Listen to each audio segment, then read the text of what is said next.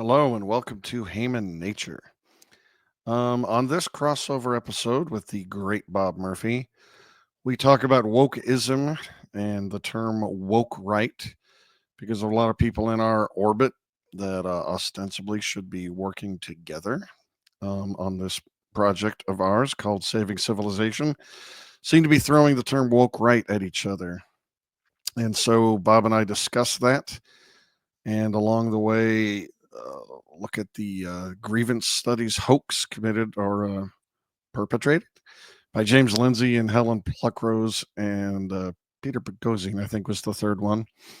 And we also dive into a lot of other very interesting topics along this subject about leftism and the opposite of that and what these terms mean. And I think you're going to really enjoy this episode. And in it, you will hear why I sound like this. Welcome to Heyman Nature.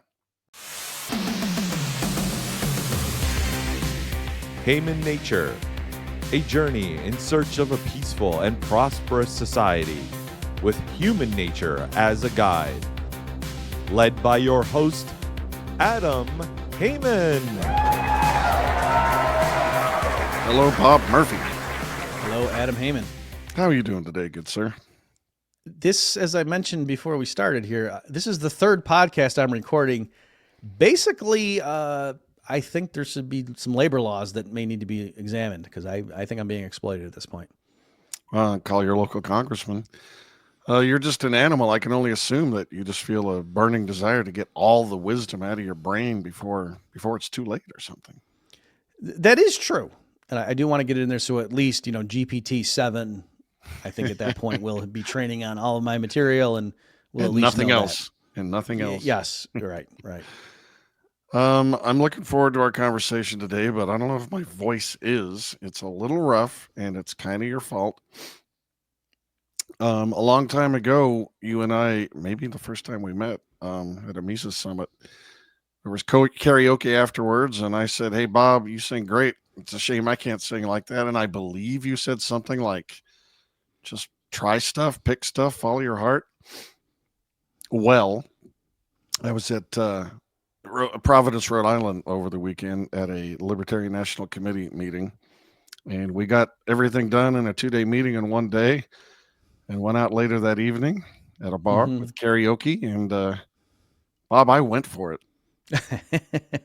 I went for it so hard I can hardly speak. Here it is, Tuesday. I think back, and that's a touching thing, and I'm glad I encouraged you. That was almost like a Disney movie there. There was a time, it was, what the heck was the event? It was some kind of thing in New York. I forget what it was, but then Tatiana led a contingent of us out, and I did "Oh Darling," the Beatles song, and I hit it. Like the guy was like trying to talk Rothbardian stuff to me, and he waited for me to do the song, and then I was done. He was like, "Wow, that was impressive." And I can't do that now. There was a point when somebody later on said, "Hey, what's, Swing for the Fences?" And I said, "Oh, this one." And I went to go do it. And my vocal cords said, "No, you need to retire that one." Finally, after many decades, your left testicle dropped and you can no longer. We're going to save that for the healthcare episode. All right. So who are you feuding with this week? I thought it's not so much I was feuding. I did have some zingers that I inserted in there, trolls/jokes, but this whole idea of the woke right. And as normal folks, we're a little bit behind the curve here, but that just gives us the chance to weigh all of the contributions, and then we give the final word and summarize the debate for posterity. That's right. We are the exclamation on your Twitter wars. Exclamation point. I thought you were just trying to spare your voice there. And right, as few words as possible. Yeah, yes. So I don't know, do you want me to start saying some stuff, or do you want to let people in and who might not be privileged to be on Twitter 24/7? I'm on a 250 word count for this whole episode, so you better go. Okay. So big picture, folks, for a while. So the quick thing is there were people arguing about this term woke right. And that's the focus of what we're going to talk about. Just to give some of the backstory, for a while, but particularly after October 7th, Dave Smith was complaining about the American right wingers, and not all of them, but like a subset of the American right, people, calling themselves conservatives primarily, who were adopting a lot of tactics of the woke left. And so I think Dave, referred to them. So like, hey, it's like they're the woke right on this stuff. And the specific criteria he had in mind were things like, group identity and a victimhood mentality and an oppressed and oppressor, and that anybody who criticizes what the Israeli government was doing in response to October 7th is like, hey, you're kind of bombing a lot of kids there in Gaza and whatnot. That it was like, oh, don't you remember the Holocaust? Are you anti-Semitic? And then even beyond that, once the stuff with the college pros, I mean, there were, wasn't there like a president or two? I forget now I'm forgetting it, but like got fired because of the way they handled that. And so, and there's lots of, Ben Shapiro and people like that cheering that.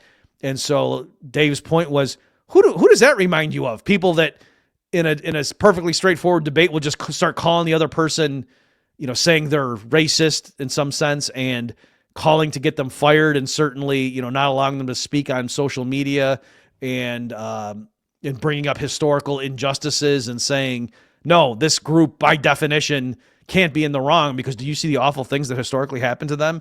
And he said, who does that remind you of? Well, isn't that just the left? Except the difference is here, it's not, American blacks and slavery, it's Jews and the Holocaust. And that's kind of the two things. So that's what he was using for a while. And then more recently, I don't know when he started doing it, but James Lindsay started using the term woke right. And then, what's this guy's name? Konstantin Kisin, I think is the guy's name, picked it up and were saying a certain segment of the right, but they were referring to like the Christian nationalists, I guess is a way we could refer to them, and say, oh no, they're the woke right. And they were using their own set of criteria to try to dismiss them. And so anyway, I don't know why it came to a head, but for whatever reason, that argument really blew up like the last 2 weeks as we're sitting here now recording, Adam. And I thought it would be useful for us to jump in. I got one quick thing I'll say, and then I'll turn it over to you. Something that was like a huge event in this exchange that then I think is what made me say to you, I think we got to cover this as a topic when we do the next crossover, was James Lindsay, under a fake name, got a Christian nationalist online, website to publish what he claimed was the Communist Manifesto, just, changed to, instead of it being communism, it was promoting Christian nationalism. And they published it, and gotcha. And the reason that was so ironic is James Lindsay got famous. He was one of the 3 people that were part of the so-called grievance studies hoax. I think it was back in 2018 was when they were doing all that stuff. And that, one of the funnier things that was reported at the time is they took sections of Mein Kampf, changed it to make it a feminist thing instead of a, pro-Aryan thing, and anti-man instead of anti-Jew, and got some feminist journal to publish, like a peer-reviewed feminist journal. And that was like one of the great feathers in their cap at the time. So now James is saying, look what I just did, you idiots. If you liked me back then when I tricked, the woke left into publishing Mein Kampf, now that I tricked the woke right into publishing the Communist Manifesto, what more do I need to do to show you I'm right and you guys are just as bad, or not just as bad, but you're doing the same thing as the left and you refuse to listen to me, right? So anyway, that's part of what's going on here, and that's what we're talking about, folks. What do you have to say for yourself, Adam? Down to 189 words. Yeah, I always thought that was the weakest of what the trio did. Helen Pluckrose, Peter Boghossian, I think, and James Lindsay. They got 7 of their 20 attempted articles published, and I think they were on track to publish a few more before. Can I just stop you? Just so folks, Adam here is referring back to the way these guys got on the map in the culture battles. He's talking about what happened in, was it 2018-ish? Something like that, when yeah. They came, yeah. And anyway, of the fake articles that they got published, I thought the one referencing Mein Kampf was the weakest, because if you believe that oppression is a thing, and of course it is, I would assume there'd be some similarities that would easily be transposed between how Hitler thought the Jews had, destroyed Germany, and then whatever the latest or most awkward narratives about the patriarchy are. I mean, it certainly, it would seem obvious that those would map, right? I don't think that's very weird. Right. So let me just see if I can find it here. I pulled it up on my. I thought I had it on my computer, but I think I got it on my phone. So yes, on that point. Okay, so I want to make sure I don't forget this. So in the current battle, the argument has been that, James Lindsay said, "Ha, I got this journal or this." It wasn't a journal; it was a website, and that's one thing too. I have literally never heard of this publication, of this website, I should say, that publishes original articles that James Lindsay tricked into publishing the Communist Manifesto. So I literally have never heard, I'm not like making fun of those guys. And even those guys, when they responded to the hoax, that was one of the first things they said is like, oh, our humble little, website here, apparently now we represent, the hordes of Christian nationalists. You know what I mean? So they were even kind of admitting, what are you talking about, James Lindsay? We're not like, the leading the vanguard of the revolution here. So there was that element. Some of the guys I have heard of. I'm not saying they're complete unknown, but I'm just saying James Lindsay, and this is part of what Dave Smith's critique was of his, and as Dave and James are, going to war with each other over this stuff, is when he's doing interviews and things, and certainly Konstantin Kissin's position, they're talking a lot about like Tucker Carlson and maybe Candace Owens. And so you're thinking like, oh, that's who they mean. And then when you say, give me specifics, like what, and then they point to some obscure website that I've never heard of. Okay. So, you know what I mean? Instead of just saying, oh, well, the reason Candace Owens is woke is because, you know what I mean? Or and so anyway, so there's that element of it. And then also even on its own terms, like Mike Cernovich was really making hay with this. To his credit, when James Lindsay, published his post on this saying, haha, I tricked him, he gave like the side by side to show these were the passages from the Communist Manifesto that I started with, and then this is what I submitted, and then the journal kind of tweaked it a little bit. And even, and he had like a track changes on the Word document, and it was mostly just all red. And so Cernovich's point was to say, what are you talking about? He completely rewrote it. I think that's a little bit overstating, like certainly the beginning, how it starts like there's a specter haunting Europe, and then James changed it to, there's a spirit haunting America or something like that. But even that, it's not woke to say there's a threat looming. You know what I mean? Like that's a pretty vague. So I agree.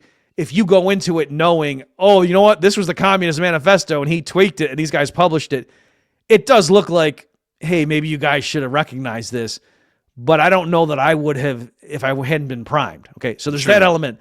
So then when I was curious, and this is, going back to what you were saying, Adam, and I thought, and some other people were saying this too, was like, we just kind of took it for granted back in 2018 when James and Peter and Helen Pluckrose were like high-fiving each other. And one of the things was, they got this stupid feminist journal to publish Mein Kampf. What a bunch of and I wondered, is that actually fair? Like, did it, and I went and looked. And so let me just read to you folks the abstract. So the title is Our Struggle is My Struggle, right? So right there, you can say, see, like, Mein Kampf means my struggle. Solidarity feminism is an intersectional reply to neoliberal and choice feminism. Let me just read the first couple sentences. In 2005, so again, folks, this is the article that allegedly was James Lindsay and his other two hoaxers back then when they were going against the left, and that's why the right loved them at the time, tricked a feminist journal into publishing sections of Mein Kampf. That's the way, we all took it, and good job, guys. And this is the article in question. In 2005, Linda Hirschman coined the controversial term choice feminism, which she went on to develop and problematize in her 2006 book, Get to Work, A Manifesto for Women of the World. For Hirschman, choice feminism claims that whatever a woman freely chooses is intrinsically feminist. Choices available to a feminist under choice feminism include, in her words, decisions to work, stay home, have 10 children. Okay, I'll stop there. So do you see right out of the bat, or right off the bat, right out of the chute, the way they got this to be relevant for a feminist journal is they were referring to, I assume these, the references are true, to a specific book that had a controversy. You know what I mean? It's not like it started out and said, we need to round up 6 million men and gas them. right? And aha, this was actually Mein Kampf, and we just changed men for Jew. You know what I mean? Which is kind of what you thought. So I'm saying even right there in its own terms, and if you'll permit me, Adam, it's good that your voice is bad because I don't feel bad enough for talking so much. I posted this, when I was doing prep for this show, folks, and I went through that. I was like, what the heck? And by the way, it's supposed to be from chapter 12 of Mein Kampf. That's what, was said at the time. So I went, and I know since I'm an Austrian associated with the Mises Institute, people think that I'm actually a big Hitler guy.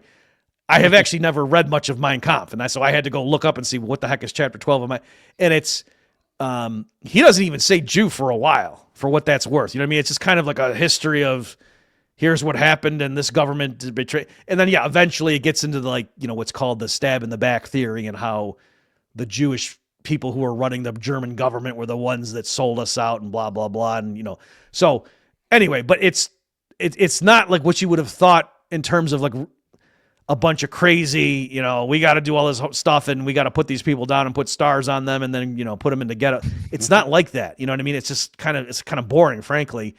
And in any event, I was, I skimmed that, and then I looked at this academic paper on fem, and I couldn't even see what the alleged connection was. So I tweeted, and I said, I'm trying to determine whether we should be saying James Lindsay et al. Tricked a feminist journal into publishing Mein Kampf.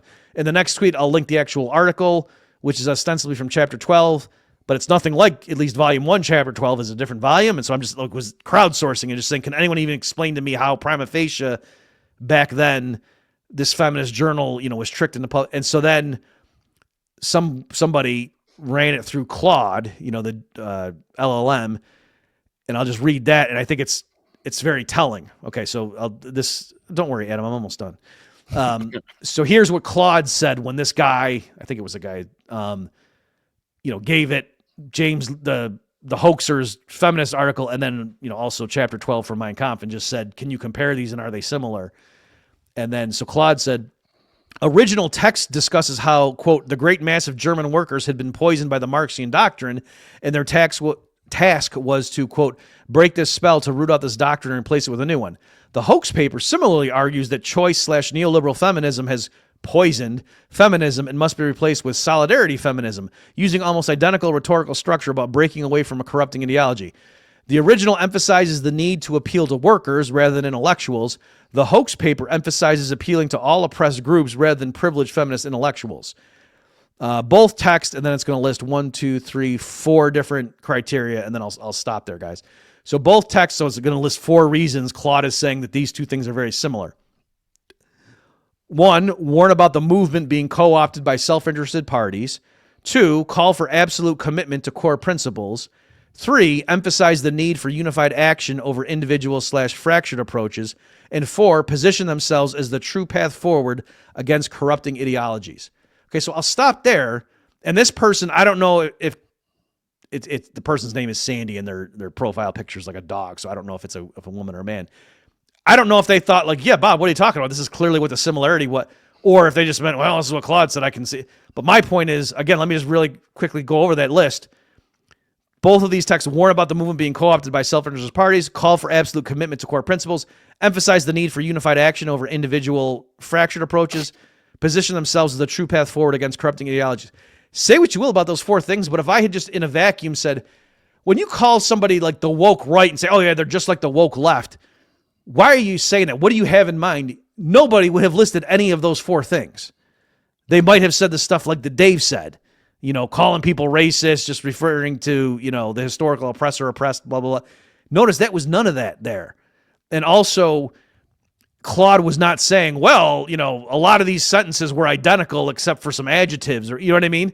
It was just the rhetorical style. So I'm saying, I think it's unfair that kind of went down in history among the right wingers as, we tricked that feminist journal. And again, as I showed you folks, their introduction was to refer to a recent feminist publication and then go from there. So it's not like Hitler in his prison cell was saying, I think in the distant future there will be a feminist publication, or even saying in the recent past there was this publication. That's not, you know what I mean? So again, anyway, you get my point, I think, on that. I totally get your point, and I got to say that back when the hoax originally happened, I was one of those that was cheering Yay, you made them all look stupid or whatever. But looking back, what really happened is a bunch of really smart people spent a whole many hours learning these disciplines, and then they wrote some papers that passed muster. And the mockery isn't that they fooled any editors. It's that, I mean, these fields are just jokes. They have gobbledygook concepts, and they do all the bad things that come from having identity politics and a victimhood mentality. But it's not so surprising that a smart mathematician can learn feminism and write a feminist article. And if he cribbed from an ancient paper by a racist that talks about oppression, I mean, that's those things again. They should track. That doesn't make any.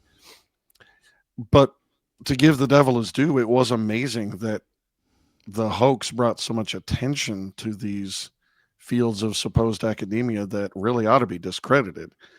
And whereas you or Tom or anybody else on some dry podcast might take one of these legitimate articles apart, or doctoral theses or whatever, and just start making fun of it, that only goes so far. But you got to admit that they made a national splash with the way they did it. It's just a shame that they that they phrased it as having fooled the editors. That's not what they did.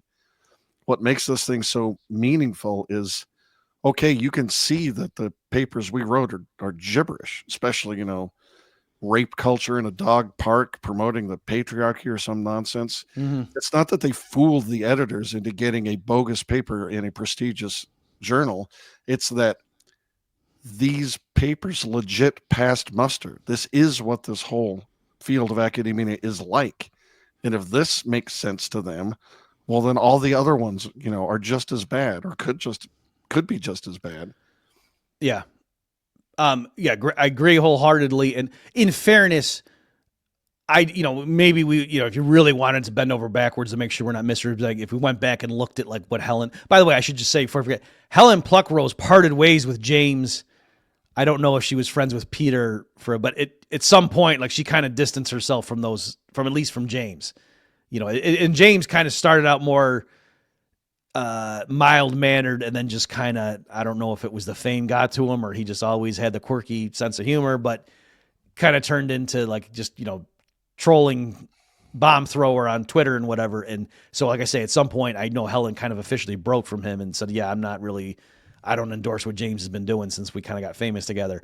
I always thought she was really very well spoken and sharp. So maybe they wouldn't, they might, what you just said, Adam, they might say, yeah, that's what we always claimed it was. It was our fans that took it and ran with it and said, what they showed was XYZ, and that's not how we framed it. It could be. Never, ever, ever let a nerd get too much social clout. That's what the beatings are for, folks. Yes. It's for social unity. You know how they get. you get rid of the swirlies without knowing why did the swirlies exist. Exactly. Yes. Yes. Hayek warned us. Famous dictum. Can I say, Adam, I had a post, this will be a bit of a pat myself on the back, but also a confession. So I think the hoax stuff came to light. And part of the backstory, folks, is, as Adam said, I think they had written 20 articles and had them all out for submission. Was it 7? Was that the number? Yeah, 7 got published, and some were still going through the process. Yes, and then there were some that were outright rejections, but then there were a couple different independent people who were catching on to them, and I think the specific thing that made them give it up was there was a Wall Street Journal reporter who flat out asked them, are you guys, is this your real identity? Because it looks like we're one, and then they decided not to lie, and that's when they just, disclosed everything. And so then the remaining ones that were still under consideration, of course, didn't get published. And then, the other ones retracted it or whatever they did. And so so I think it was in 2020 that whole episode just intrigued me, and I was playing with it. Like I couldn't decide, what does it really prove? And so I did an episode of the Bob Murphy Show, which we'll link to here, folks. I think it was actually in like March of 2020 or something, where I finally just revisited that and did it. And I was somewhat skeptical. And for example, just to give an idea, as I said, suppose someone didn't believe in proof by contradiction in terms of math, and they thought that was goofy, and they wrote a proof of some, unresolved theorem in math, submitted to a math journal and got it published. and then said, "Ha, guess what, guys? I don't believe in proof by contradiction. I fooled you." The other mathematicians would just say, "Okay, well, it's a valid proof, so we're still going to use it." You know what I mean? And so that wouldn't prove anything. And so, as you mentioned, the dog park thing. One of the ones that was the most famous, besides the Mein Kampf one, was the rape dog park thing, where they claimed that they had documented like 10,000 examples or something like that, where they claimed they went to a dog park and looked to see. It was something like, if a male dog is humping a female dog without consent, do the owners allow that to go more than if a male dog tries to hump another male dog without consent? And do the owners kind of you know what I mean? So that was funny. But the point was, they just made up a bunch of empirical observations and submitted that. And so there, I was like, well, maybe the journal is publishing that. So what I'm saying is, what I tried to do in that episode is say, could I, if I'm an editor, like there were some libertarian and Austrian economics journals that I'm a referee for, and could we be caught in a similar thing? And I was saying, if someone just sent in a thing saying, Murray Rothbard's awesome, private property and military defense, and that was the whole article, like, we wouldn't publish that. If they made some novel argument and showed how market forces could do it, and it resolved something and like made me think more about, oh yeah, that really could work to have privatized defense, and we published it, and then the person said, haha, I'm really Brad DeLong, I used a pseudonym, you idiots, a free market and private defense wouldn't work, you dorks. I would just say, well, yeah, I believe you that you don't believe in this, but I don't regret publishing that. You made a good contribution. And then if you sent in anecdotes and said, I interviewed a bunch of Iraq war vets, and they showed me all these cases where, the military was stupid and the private contractors were more efficient, and you idiots published it, but I just made that all up. I would say, well, yeah, if you just make stuff up and you're lying, the referee process can't stop that. So, yeah, anyway, the admission, though, Adam, is when I had that episode, it did fairly well or whatever, and then later, for whatever reason, James Lindsay got more famous. And then I was sort of like, ooh, is this going to come back to bite me, that now that he's big, and I was kind of poo-pooing his thing when he wasn't that big, you know what I mean? But now that it's flipped the other way, now I'm like, yeah, I was totally onto this guy way back then. So that's how it goes. Moving back to the present, are we happy with the definitions being used of woke and then woke right as being, based on identitarian things and victimhood and silencing people and cancel culture and all that? I mean, that has to be a somewhat vague and fuzzy term, but are we satisfied that all participants are using basically the same definition and that it is sound enough? Okay, so great question, Adam. I've spelled out what Dave Smith had in mind when he was using it. And by the way, so part of what's going on in this debate is there are a lot of people on the right, and they're objecting to this, and they're calling themselves things like, the dissident right or the alt-right even, that's a term that's been around for a while.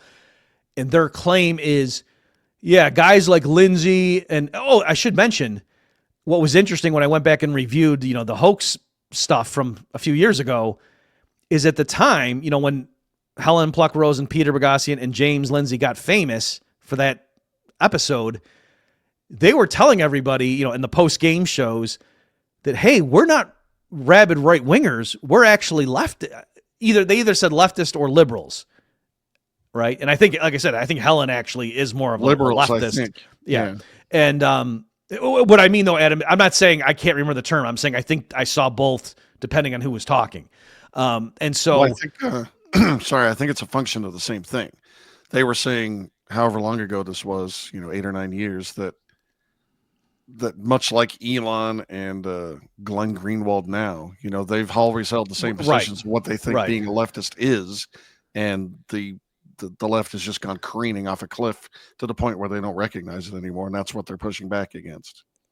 Gotcha. Yes. Right. So that's part of the point here, is that the modern people now who are really bristling and thinking James Lindsay is public enemy number one, they're saying, why are we letting this self-admitted, leftist guy come in who's an atheist, by the way? And by the way, it's not just that he happens to be atheist. He's published books on why theism is stupid. Okay. And so, but he's very knowledgeable too. Like he did, Allie Beth Stuckey, is that her name? He did her podcast. That's why I'm so frustrated with James Lindsay when he's being well behaved. he's very intelligent and whatever. And sorry, I know I'm bouncing all over here, but I just want to underscore what you said.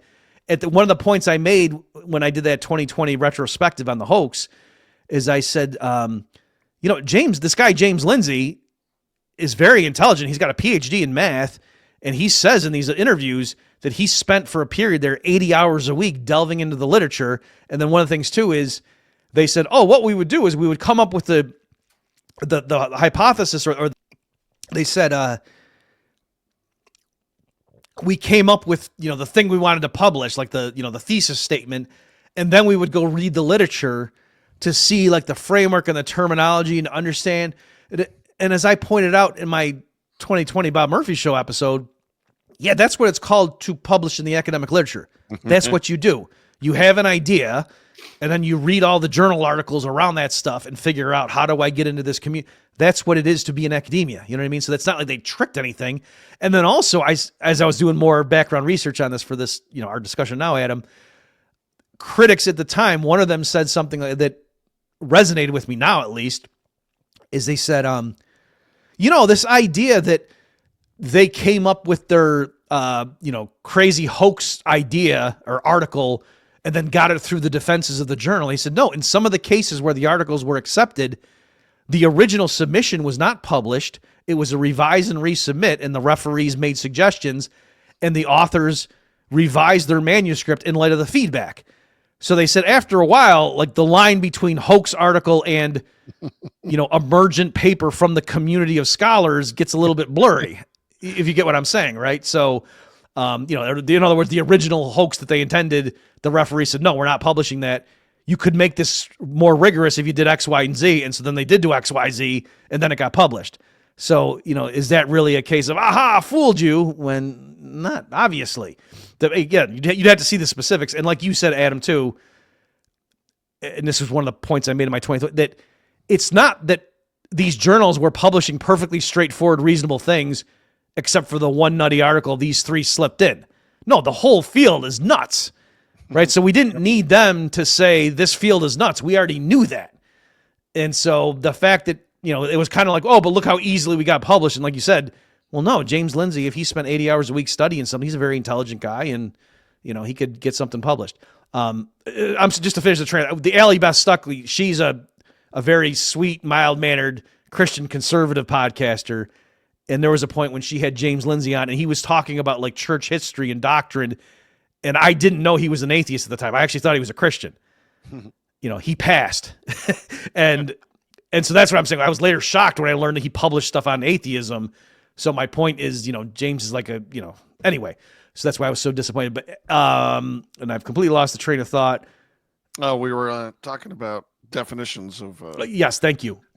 So you can see what Dave Smith had in mind when he was using the woke. And I was saying right now the people bristling against James Lindsay are like, oh yeah, this atheist comes in and he's throwing bombs and whatever, and he's just trying to shut us up with these labels or whatever. So there's a lot of people right now rejecting the whole idea, the attempt to codify what's the woke right. So when Dave was saying it, I didn't think that was silly. I understood exactly what he meant. And Dave's point wasn't to shut them up or something, but he was just saying, like, this is annoying. How can Ben Shapiro and guys like, and for people Dave wasn't exaggerating. There was, my favorite example was Thomas Massey said something like, hey, U.S. tax dollars should not be used to fund Israel bombing Christian kids in Gaza. Something like that.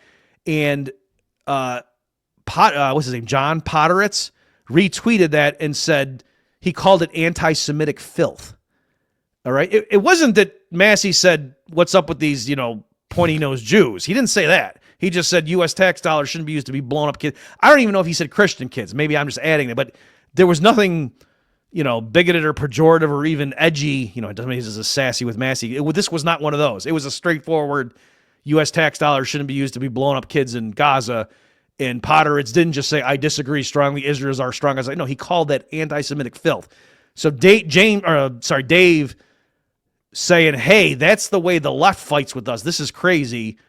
And especially coming from like Ben Shapiro and guys whose whole career was, your facts don't care about your feelings and that. unless, the feelings are Israel's our strongest ally and, the Holocaust was bad. And this is because that was the thing too, right? With the college campuses, it was, imagine how the Jewish students must feel to hear people saying from the river to the sea, Palestine must be free.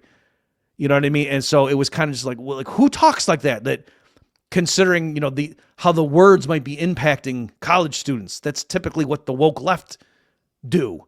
And so that was Dave's point. So with that, I will read what James has in mind.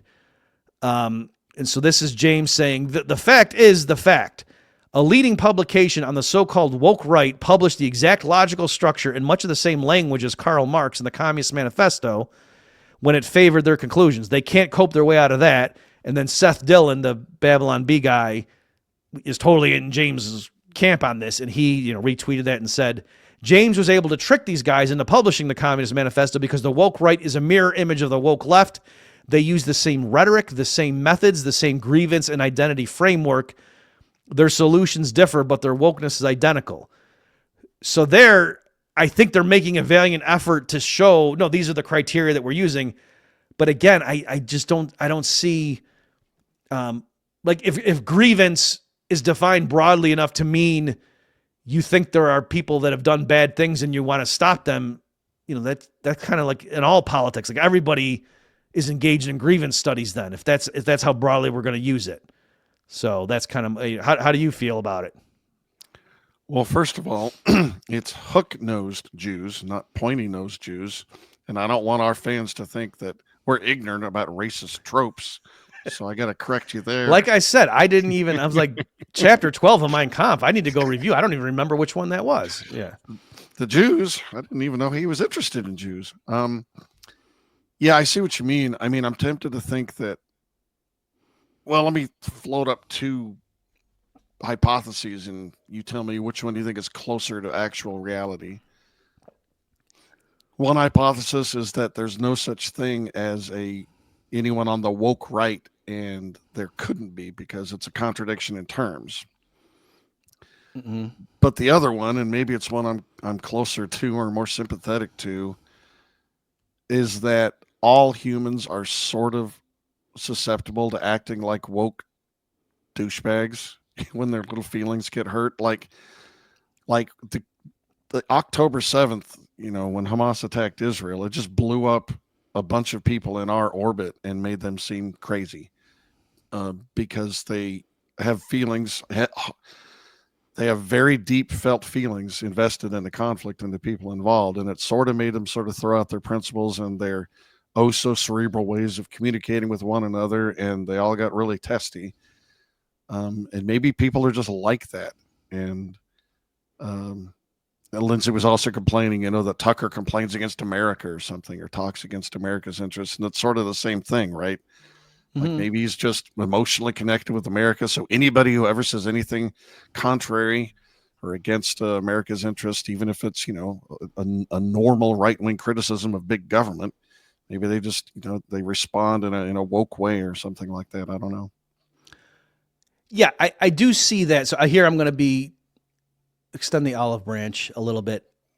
I do think it's coherent. It might not be productive and a helpful exercise, but I think it's coherent to talk about a woke right. And like I said, the way Dave Smith did it, I totally got what he was saying and what his point was. Me too. And then even, so then James Lindsay and, Constantine going after a different target. So I do get like the whole, America's always wrong, America last kind of thing. Sure. What they mean. But what's interesting is even there, Tucker Carlson is an America First guy. Yeah, it doesn't. You know land, what I mean? So it doesn't land on Tucker or Candace. That's crazy. But they're not. I get what they're trying to isolate, right? Where in any conflict, like the go-to is, how did the CIA cause this? Or I'm sure U.S. foreign policy in some way, got the ball rolling and the dominoes falling for this. You know what I mean? Like there is that element. On certain portions of the American right. And I get what they mean. Just like a typical leftist will, always, when there's an issue, it's colonialism. That's always the answer. Like, how come people in Africa are using machetes on each other. Oh, it's the Europeans' fault. Well, let's put fine points on that then, because the 20-year-old blue-haired idiot on a college campus just reflexively goes, the entirety of America and Western civilization is evil for X and Y and Z reasons. And we say they're wrong. Whereas the reflexive, libertarian complaint about the CIA et al. Is that they're violating the principle of non-aggression. And that's why all the things that they do are inherently evil and lead to bad consequences. If you're a little bit fuzzy in your thinking, you look at those two examples and think they're the same. But I don't think they're the same. I think the blue-haired idiot on a college campus is wrong about her analysis. See how I made it a chick? It's because I'm misogynist. But we think that the analysis based on property rights and freedom of association and the non-aggression principle, we think that makes sense. Do you think that's a valid distinction, or are we all just puffing up our own egos? Right. Also, you just take it as a given that someone with blue hair is, wrong or a moron, and I think or grandma, you're not reflecting on your hair privilege. I would be happy to have a full head of blue hair at this point, right? Oh, I'm sorry, Bob. It would, my eyes would really jump anyway. I triggered you. I'm so sorry. Yeah. It's microaggression. I need a safe space. So, yes, this is great. This episode, folks, where else can you get this discussion? We're really getting to the heart of this thing. I like that. And so let's go back to what Dave was saying. So my quick answer is, Adam, it certainly helps if the substance of the points is more accurate, but I could still understand someone objecting to just the overall rhetorical approach. So go back to, Dave complaining and saying, guys, oh my gosh, if somebody just so much as criticizes Israel's military actions in Gaza, you bring up the Holocaust and say, no, by definition, Israel can't be committing genocide because they suffered the Holocaust. And then what if someone said, well, no, but I mean, we get what you're saying, Dave. We see the superficial similarity between, American blacks who say if you criticize reparation payments, you must not care about the injustices of slavery historically, and how now if you're criticizing the IDF, someone bringing up the Holocaust. But don't you understand, the two are different, that the Holocaust was worse and it was more recent. So that's why it's not us being woke by doing it. We're just right. Whereas, today's, the BLM protesters bringing up plantation slavery, I mean, that's just ancient history, man. So you see how, to me, that wouldn't really be answering it. It'd be like, no, it's still kind of like the form of the argument where you're using historical injustice, and it doesn't really matter whether it was 60 years ago or 200 years ago. That's not really the issue. So likewise, I would say here, let me answer you this way. I don't think I'm speaking out of turn. I was asking Israel Kirzner one time what he thought of Murray Rothbard's History of Economic Thought, and he called it Marxist. Right? And I was like, whoa, what? And what he meant was Rothbard kind of comes at it like there's good guys and bad guys, and I guess we could say a class analysis. And this stuff came up. Lindsay actually, retweeted Rothbard, a passage from Rothbard. I think it was a while ago, and someone resurrected it for this, this latest exchange.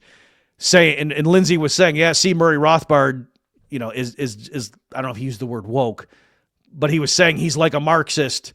It's just his enemies are different, right? And then people were like, well, yeah, classical liberal analysis looks at the state, the parasites or whatever, and Albert J. Nock and who's the other guy? Was it Franz Oppenheimer? I'm getting my giants mixed up. Engage in that sort of analysis, and yeah, it wasn't the capitalists versus the proletariat. It was the state rulers versus the ruled. And so I'm somewhat sympathetic to that, just like Israel Kirzner when he wasn't saying Rothbard was a bad economist just like Karl Marx was. He just meant, though, that the approach to history, in his mind, he didn't like the method that was being used, where, we're going to just say, there's the good guys and the bad guys, and that's how we're going to tell the story. Let me just read on this. Before we move on from that, didn't Hans Hermann Hoppe sort of defend Rothbard and essentially Marxian analysis by just saying, yeah, Marx got who the oppressor and who the oppressed are wrong definitionally, but it's correct when you're defining them as who is using political power against another person. That's just a more correct way to orient the axis of oppression. Yes, he did do that, and and I know like Tom Woods was jumping in on this recent thing and just saying, "I'm sorry, James Lindsay is completely ignorant of the fact that there's a long tradition in classical liberalism that approaches things this way." And let me just say here, so James Lindsay tweeted out, and he goes, "The middle paragraph is them admitting my whole point, Jim." He's talking against some guy, Jim. I don't know. I don't have it here. It's the method they agree with, the woke method. All right. And so here, what he screenshot was the editor's note once of this, online website. I guess if it's a website, it's online. This online publication that, is Christian nationalism, where the James Lindsay was saying, the leading one that I've never heard of. And he got them to publish this thing that was ostensibly, a rewrite of the Communist Manifesto. And so everyone's going, "What are you talking about?" And so this is what the editor said once they realized what had happened. All right. And it kind of proves both points, depending on what you want to say. So editor's note: the following article was written by James Lindsay, who, as an avowed atheist, is not eligible for publication in American Reformer. Right. So American Reformer is the name of their journal or whatever. It's online. However, Mr. Lindsay originally submitted this article under the name Marcus Carlson. Haha. Lindsay used a passage of Karl Marx's Communist Manifesto, stripping out its ideological substance, but retaining its powerful rhetorical structure. This was intended as a hoax, but is seemingly poorly conceived, given the undeniable power of Marx's rhetorical approach, as Lindsay himself acknowledged. While we were unaware of its authorship and motive, it is still a reasonable aggregation of some new right ideas, and new right, the N and the R are capitalized, repackaged into Marx's effective rhetoric, and we have corrected its authorship to properly credit Mr. Lindsay, blah, blah, blah, blah, and they go on. So they kind of, I think they handled it well. They just basically did what I said with the math journal. Like if somebody submitted a valid proof and then said, I don't believe in this technique, the editors said, well, it's still a valid proof, and, we're just going to, we might put an editor's note saying the author intended this as a hoax, but we're going to leave it. And that's kind of what they're doing. Like, no, this is good. So in James Lindsay's defense, I understand why he thinks this is, point, set, and match. That, guys, they just admitted they agree with Marx's effective rhetorical structure. It's just the particular villains and allies are different. And that's what he's trying to say. So I think that was an admission of not so much defeat, but that is what James was trying to prove. Can I ask you a question? Yes. Good, because I'm going to ask you 3. Well, you didn't ask that. Damn it, 4. The you just used as a delineator historical oppression as versus, I guess, oppression. How long until it's historical?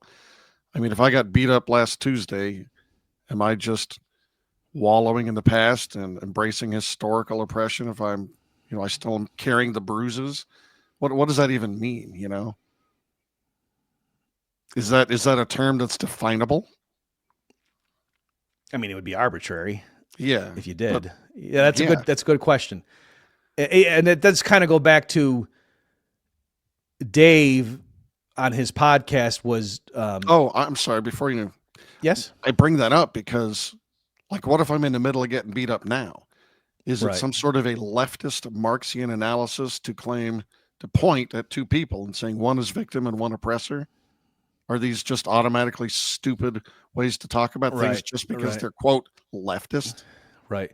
If you're getting beaten up by a blue-haired 20-year-old college chick, that's on you. Like, I'm glad I have finally a space that I can talk about it. I don't feel good about it.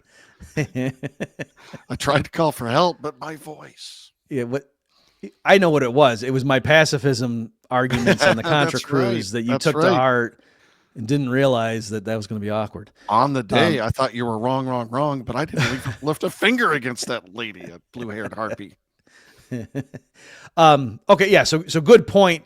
And with all this stuff, again, folks, we're just trying to flesh the things out. There's no conclusions here. We're just considerations and explorations.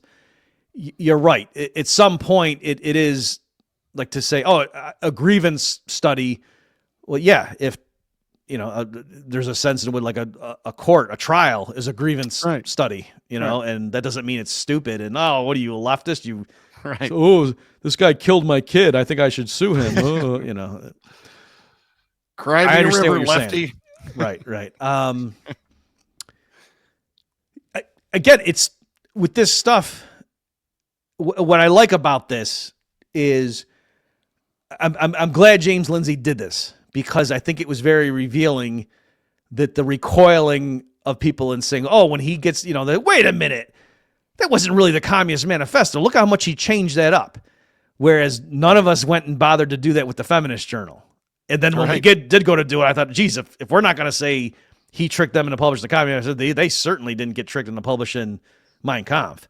So I like that element of it, where I just want people to be consistent. So you're right. If we're going to say it's not crazy for us to look at the world in terms of the oppressor and the oppressed is a general rule, well then, yeah, if we're upset, like, geez, you left it, everything with you guys is always about, the white supremacy versus that, it's not so much that, what is it with you guys? It's just more, no, you happen to be mistaken in the particulars. You get what I mean? And so I just would ask for consistency. But let me say, I have noticed, for example, the, we have this thing like, these Marxists, oh my gosh, like everything's ideological to them. Like that's how they go around and look at the world. But then every Super Bowl, there's a bunch of libertarians who'll be like, ooh, it's the sports ball and blah, blah. Meanwhile, the CIA's murdering people in Africa. And you stupid boobs just watching your circus, and whatever, getting your fish or your bread and circuses. Bread, yep. Yes, there you go. That's some kind of reference. I've read through cities or something. Right. So you get, and to me, that's just obnoxious and annoying. Yeah. And so I do notice that. And also too, the squabbling, you see these Marxist groups and fighting of the Trotskyites versus this and the Mensheviks and the Bolshevik. And then we have the guy I really like to argue with is George Selgin, because he's so wrong on banking. Right. And so you can see, you kind of step back and, it's like, oh no, but our intra-libertarian disputes are really important. Whereas those idiot Marxists, don't they understand they're all just a bunch of commies and they're all just stupid and they should just stop arguing with each other because they're just wrong. You know what I mean? And you realize, well, that's what we look like to them. Anyway, yeah. I'm at one with the universe at this point. My enlightenment is Buddha-esque levels. It's enough to make you think the only reason we invented language is to go, I'm better than you are. Neener. I have not a question, but just an observation to see what you think about it. When I was listening to Lindsay on trigonometry, he was at one point criticizing Tucker for like being almost anti-America or something, which I think is a ridiculous claim, but whatever. It sounded like he was saying almost like, how can Tucker think he's a serious person when we have all these legitimate enemies to be fighting and you're sitting there sniping it, blah, blah, blah, America's wrong. You're like, why would you shoot your ally in the foot when you should be training all your weapons completely downrange to fight the bigger? Did you catch that sense, or am I just hallucinating? I don't think I heard what you're saying. I can totally imagine him saying that. I actually don't think I heard the particular clip that you're talking about. Hey, I hallucinate sometimes. No, I'm admitting it now. That sounds plausible, but I didn't watch much of his thing on trigonometry. I only heard, when Dave Smith did his takedown of it and played clips. That's really what I heard. I didn't go and independently watch that thing. That's all I heard too. And you reminded me of that's partly what Dave's one of his main points was when he was like, oh, this is just stupid. Where James was again trying to like say, oh, if your political movement has a grievance that is based on, examples of historical oppression, therefore you are woke and therefore you're woke right. And Dave, like you said, he's been saying, Dave's point was every political movement, of course, is against the bad guy. You know what I mean? What are you talking about? Like then everybody's woke. If that's what you're going to use, like that's too open-ended. So I understand what they're both saying. And like I said, I don't think it's crazy. I get the argument that, oh yeah, there's a sense in which some libertarian types engage in oppressor-oppressed analysis.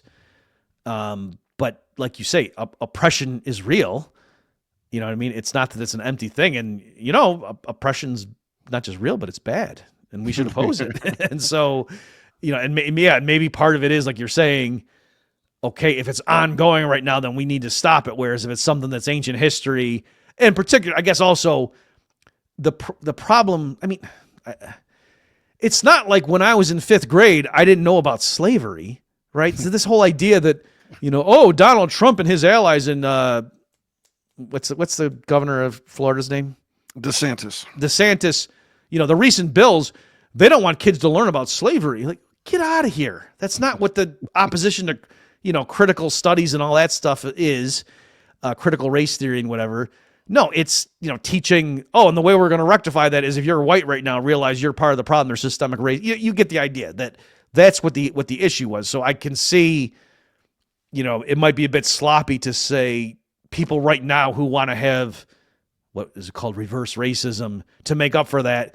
And if the way we're saying that's wrong because you're just doing this victimizer mentality, and maybe we should be a bit more nuanced that, like you say, if there's a serial rapist on the loose, I want the cops to be going after the victimizer and interviewing the victims to say, what does the guy look like? It's not that they're being woke by doing that. What is true, though, is it should be... I can't give you a description. Yeah. That would be profiling. Yes. You know what? But it wasn't a bear. It was a man. That's right, ladies. So, yeah. So anyway, I think we're making substantive points here, even though we don't necessarily have conclusions. But I do have one weird question to tack on here at the end. Can I say something before you say that? Let me just mention. I'm sorry, real fast. Yeah. I do think Dave was basically saying, not basically, he did say explicitly, guys, this whole stuff with James Lindsay is another example where people keep telling me, James used to be so good, and no, he just always sucked. And I don't think that's true. Like, I really liked James, not for the hoax stuff. Like I said, I was almost squeamish about, I kind of poo-pooed the hoax thing, because then later I was very impressed when he did his like encyclopedia of postmodernism. I forget what the title was, but like he went and read all of that Gramsci and all this stuff and would speak very knowledgeably about, this is how the other side thinks. You know what I mean? Like kind of like know your enemy and whatever. And that's what I liked about him. In other words, he spent weeks, delving into their stuff and then synthesizing it and then coming and reporting back to us about this is what they're doing and this is why they, they call it Afro-American and then they called it this and they keep changing the blah, blah, blah and so that's what I liked about him, that he was so fair to the other side. And then that's why I'm so disappointed when he calls Dave stupid and he was like making fun of Tom Woods. And then with me, this is my personal grievance. James wrote some stuff against, what he called national divorce. And I did a whole episode, I think it was the Human Action podcast, going through point by point of his essay. Very politely, I praised him, for 3 minutes at the front end and then just went through. And James retweeted that and just said, LOL. That was his response to me. And I was just like, maybe I'm wrong, but no, that's the best critique you are going to get on this. And so, no, it doesn't help anybody for you just to dismiss me like this isn't even, so that's why I was so frustrated with him, that he's just blowing people off that are not lightweights. And so, yeah, I think he's sharp. And then, I think Dave overstepped when he just said, no, this guy always sucked, or whatever word he used. Anyway. Okay. Sorry. What were you going to say? LOL. That's a good one. It's like I said before, when you have a valuable nerd and he does something right, you don't heap praise upon him. You say, nice job. And you give him a cookie, and then you call him a nerd and give him a wedgie. You got to maintain it's how we operationalize our nerds in this country, Bob. All right. I do have a question that I think is important. It's not on topic, but it's within sight anyway. As a religious fellow yourself, how do you feel about wokism and other elements of leftism, but principally wokism, being referred to as a religion, or at least sharing many common elements of organized religion? Does that seem like is it an offensive description, or do you think it's on point? Does it have any merit? What do you think about that? Oh, it's certainly not offensive, because the idea, is to say, oh yeah, these like communist or environmentalism is a good one. Like radical environmentalism, I think, is a religion for some people. I do too. Yeah. And so it's not offensive because the point is coming from someone on the right saying that who's a believer. Yeah, they're everybody. You have a God-sized hole in your heart, right. And you can fill it with God, or you can go and have booze and women and chasing money or saving the planet. And so yeah, there's a lot of superficial similarities. That there's the original sin that mankind is pillaging the earth. We need to do penance, right? That's why the radical environmentalists, if you come up with a technological solution, like, oh, we could just, put some mirrors up into space and reflect the light, or we could just do this, Freeman Dyson show, we could just genetically modify trees and plant those and suck the carbon. They don't like that. No, it has to be, we rapidly, dial down consumption. We need to be punished. We need to suffer for our sins against Mother Earth. There's that kind of stuff. Yeah, you can't use science to get yourself out of original sin. That's not how it works. Right. There has to be some pay. Like someone must pay the price for this, kind of deal. Right. So yeah, there's a lot of that, those elements, and there's others too that right now off the top of my head I can't come up with. I've seen people make that case, and I found it very compelling. It gives us a sense of solidarity or whatever. We're part of this movement, something bigger than ourselves. We're saving the planet, and just like you can't reason with a fundamentalist Christian and just show him that, well, no, we clearly, have a common ancestor here and, evolution and, Genesis is wrong.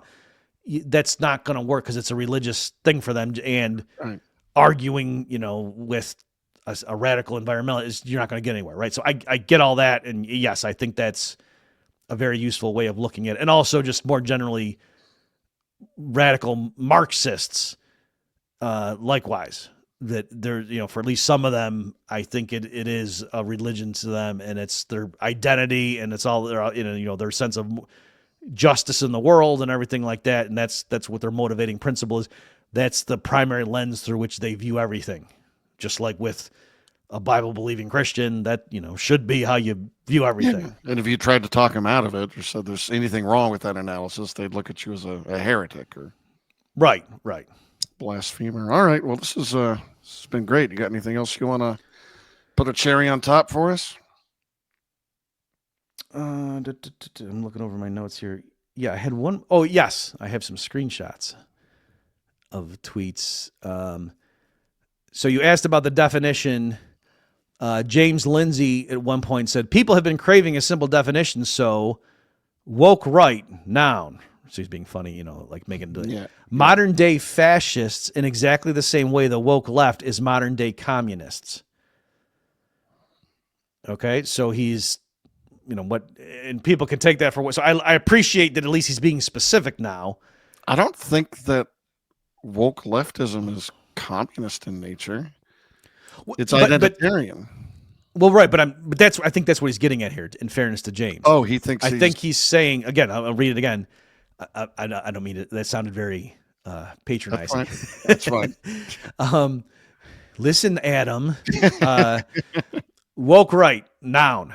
Modern day fascists in exactly the same way the woke left is modern day communists. So he's admitting, yeah, Tucker Carlson and his fans aren't fascists, but by the same token, the blue-haired college chick, although arguably some of them are communists, but they're not, many of them actually aren't literal communists. It's just, if you call them commies and then you say, well, what do you mean by that? And the person spelled it out, he's saying, okay, right. And so, a lot of these Christian nationals where they're not literally fascists, but if you give me the flexibility that you're going to call these people commies, I can call them fascists with just as much validity. In your next conversation with Elon, you're going to have to get him to put in a special font for sarcasm and pedantry, and this is how we can read these things in a certain tone of voice, because otherwise, fools like me, I'm just not going to get it. Yeah. Let me do one more. I grabbed another screenshot of a tweet. This is Michael Naya. He was going through this thread talking about what do we mean by the woke right? And he says, its intellectual roots are vast, drawing on thinkers like James Burnham, Carl Schmitt, Samuel Francis, Jacques Ellul, I don't know how I'm saying that guy, and Alexis de Tocqueville, among others. The entire canon of the theoretical left is also fair game to be broken down for spare parts. And then he cited this guy, Patrick Deneen, and he has a quote from him saying, "We can draw from Marxist analysis without reaching Marxist conclusions." And then also Rothbard has a quote somewhere where he says something like, I'm not going to get it exactly right, but he says something like, libertarians are 95% theory and 5% strategy, and the Marxists are, or maybe he said communists, I don't remember, are 5% theory and 95% strategy. And Rothbard's point was we should be a little bit more on strategy. Like, in other words, yes, our theory is awesome. We're so much better, but we're just sitting around writing books for each other. Whereas, the commies are taking over the, how did they do that? And so we got to, anyway. So there is that element. And so if James Lindsay and some others are saying, hey guys, you're kind of borrowing the tools of the leftists here, and maybe we shouldn't do that. Maybe that's the ring of power that's going to corrupt us. We can talk about the specific instances, and is that a fair thing to say? But I don't think he's insane for talking like that in general. I can understand why that might, raise his alarm bells. I wasn't aware he was making that point. I'd be more sympathetic if I thought he was. And that's partly why, why doesn't he just, they don't even have to have a debate, but he's just refusing to talk to Dave Smith. Maybe that's what he meant by LOL, was all that beautiful stuff about the ring of power. And I just were too stupid to get it. It was like, it was not encryption. What is, when you pack it together, what is that called? I do know what you mean, but I can't come up with it. Compression? Is that the word I want? It's compression. Yeah, data compression. You put it in a zip file. All right. Well, I think we've covered all our bases. If you are listening or watching this on Heyman Nature, God bless you, but you should check out the Bob Murphy Show at bobmurphyshow.com. Mm-hmm. And if the vice is versa, please come check me out on YouTube at Heyman Nature, Haman, and also my Substack, heymannature.substack.com. And thank you all, ladies and gentlemen, and thank you, Bob. Thank you, Adam. Always a pleasure.